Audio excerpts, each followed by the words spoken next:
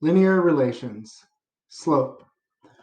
When we think of linear relations, whether we are looking at tile patterns, equations, tables, or graphs, the thing that makes them linear is the constant additive change. In tile patterns, the slope is the number of tiles that we add or subtract as we move from one figure to the next. In example 1, so let's look at example 1.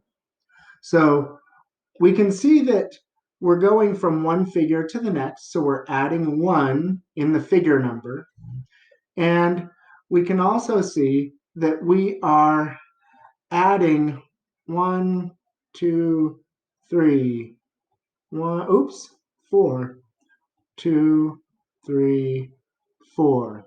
So we're adding 4 to the number of tiles from the previous figure number. So in this case, the slope, which we'll remember is m is equal to the 4 over 1, which in this case is equal to 4.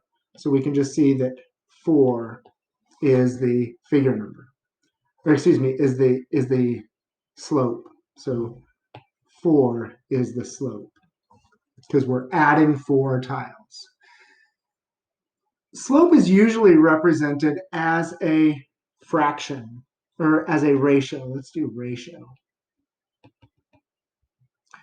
Change in y over change in x. And remember that we can represent that as a delta y over delta x. Whoops, I wanted you to zoom in on that. Delta y over delta x. In a table, in example 2, we find the blank between x values and y values, the change between x values and y values, or the difference. Let's make that difference. Difference is a nice way of thinking of it. Difference is subtraction, remember. The difference between x values and y values. Then make the ratios and show that they are the same. So in example 2, we have our x, we're increasing by 2, by 2, by 2, and then, oops, this one is not increasing by 2, it increases by 4. So that's important to see there. And our delta y is increasing by 3, by 3, by 3, and then here, it's important to see that we are increasing by 6. So in that case, all of these changes, delta y, so our slope is m, our delta y is 3 over our delta x is 2. And that's for these right here.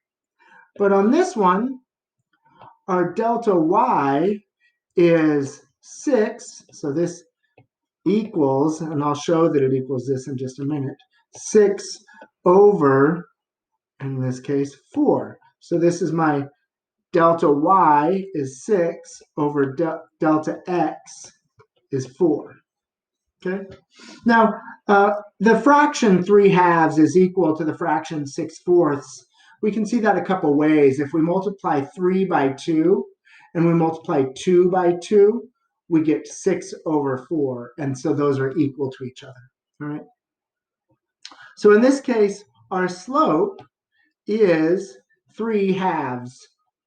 And we can say that it's 1.5, but I'll leave it as that fraction, 3/2. It's nice to see the delta y over the delta x. Finding the slope in a graph can be tricky, but we can use slope triangles to help. To make a slope triangle, pick any 2 points on the line. I'm going to pick 2 points on the line. So places where our line crosses the corner of a grid. So these are all corners of the grid. Oh, there's a good one. I'm going to choose that one right there. And I'm going to also choose this one right here. Why not? All right. So I've chosen 2 points on the line.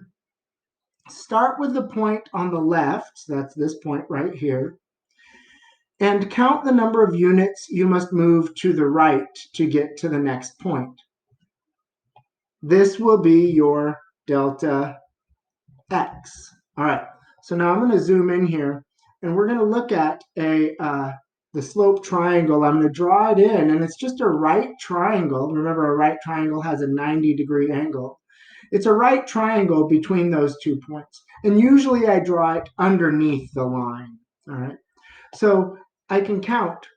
So moving to the right, 1, 2, 3, 4. I move to the right 4 units. So that means that my delta x equals 4. And I could actually make these orange so that you can see that that's my delta x. Go back to the point on the left and count the number of units up or down you must move to get to the next point. So sometimes you'll have to move up. In this case, we have to move down. All right. So this will be your delta y. Oops, let's make that kind of consistent. Delta y. All right. So let's do this real quick. If you move up, your delta y will be positive. If you move down, your delta y will be negative. So in this case, we have our delta y. Oops, I should have put an equal sign in here. Sorry about that. Equals 4. So my delta y from this point to that point is down 1 unit.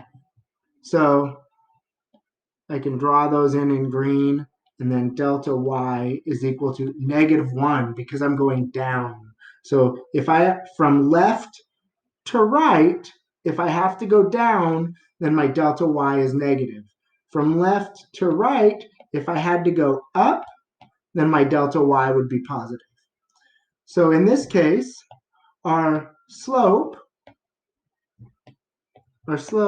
is equal to delta y, -1, over delta x, 4. So in that case, our slope is -1/4. So the ratio, again, the ratio for our slope is always delta y over delta x. This is the slope of the line. Finding the slope in an equation is the easiest. It's the number in front of x. So in our equation here, our slope is equal to, now there's this negative out front, and it can stay out front. That's fine. It does mean we have a negative slope, which means we're moving down from left to right.